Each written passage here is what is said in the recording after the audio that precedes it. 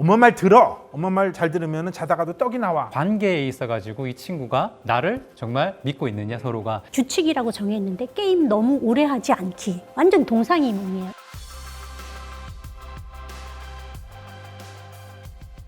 집에서의 자녀의 게임 시간, 규칙 때문에 사실 부모도 아이도 답답할 때가 정말 많다고 하십니다. 제가 보기에는. 속편이죠. 네, 게임 한 판만 더 할게 하고 이제 또 이렇게 주먹이 불끈불끈 이렇게 알죠? 큰 한숨과 짜증이 정말 막 올라오고 사실 뭐 저도 그런데요.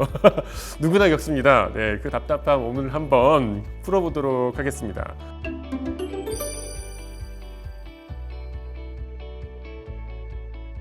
사실은 규칙 자체보다는 그 논리를 만드는 게 어찌 보면 토론이고 누군가의 설득력을 높이는 살아있는 교육이거든요. 한번 그렇게 해야 되는 이유를 한번 얘기를 해봐.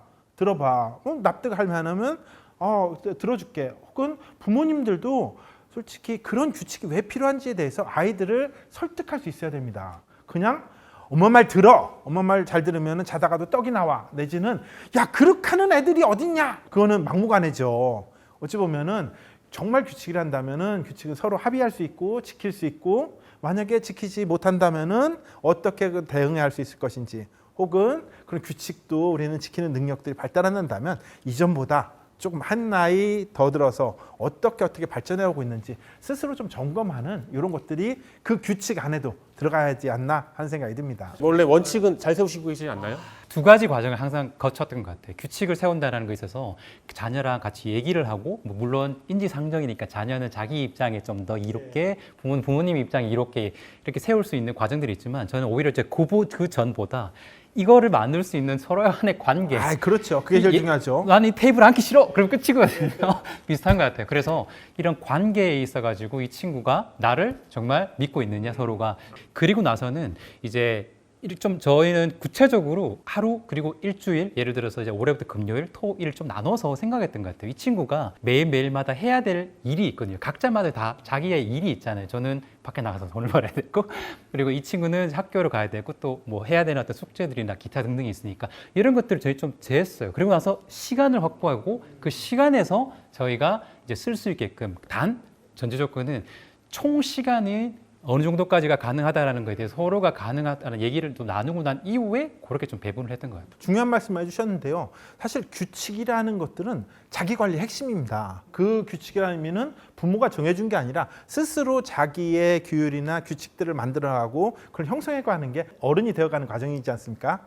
이때 제일 중요한 게 피드백이라고 그래요. 스스로 대략 이 정도의 시간이 필요했어 라는 것들을 알기 위해서는 그 스스로 자기가 한 약속이나 자기의 시간 관련된 기록이 좀 필요하다고 합니다. 적어도 게임과 관련된 규칙이란다면 언제 시작하고 언제 끝냈는지 그러면 하루에 대략 몇 시간을 냈고 대략 요것들을 몇 회를 했는지 보면은 굳이 부모님이 그만해라 적게 해라 하지 않더라도 스스로 모니터링이 되고요. 이런 거를 심리학에서는 메타커그니션이라고 그러죠. 그럼 메타커그니션, 메타인지가 되는 아이들은 특별히 부모님이 걱정하지 않아도 이거 해라 저거 해라 하지 않아도 스스로 자율성을 갖고 성숙한 시민이 되는 핵심이라는 얘기를 하는데 게임 규칙을 통해 가지고 한번 길러주는 계기가 되었으면 하는 생각이 듭니다.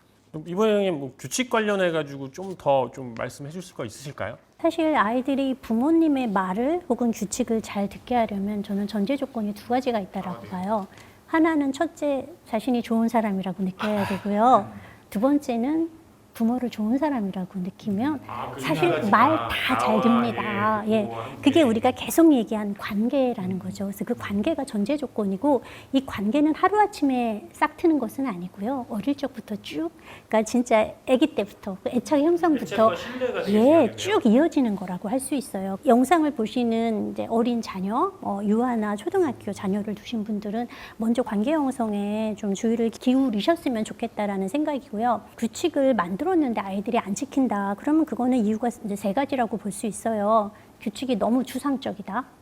그리고 규칙이 너무 비현실적이다. 너무 이상적이다. 그리고 다른 한 가지는 부모가 일방적으로 정했다. 우리가 이제 같이 정해야 된다라는 거는 누차 이제 말씀을 이제 드렸고요. 규칙이 현실적이 되려면 어떻게 해야 되냐? 구체적이고 측정 가능해야 돼요. 규칙이라고 정했는데 게임 너무 오래 하지 않기. 완전 동상이몽이에요. 얘는 오래 하는 게 한 5시간일 수 있고 부모는 1시간일 수도 있잖아요. 그래서 그거는 딱 정확히 측정 가능하게 해주는 게 좋아요. 게임 특성에 맞는 규칙을 세워야 돼요. 그러니까 이러려면 부모님이 아이가 어떤 게임을 하는지를 아셔야 돼요. 단순히 30분을 한다 이렇게 하면은 아이 약속 못 지킵니다. 그럴 때에는 아이가 어떤 게임을 하는지 잘 살펴보고 아 얘는 좀 시간이 걸리는 거구나. 그럼 뭐 2판까지 한다. 뭐 한 판 끝나면 저장하고 그 다음에 뭐 시간 날 때 한다처럼 시간 플러스 판 규칙을 정하시는 게 더 좋고요.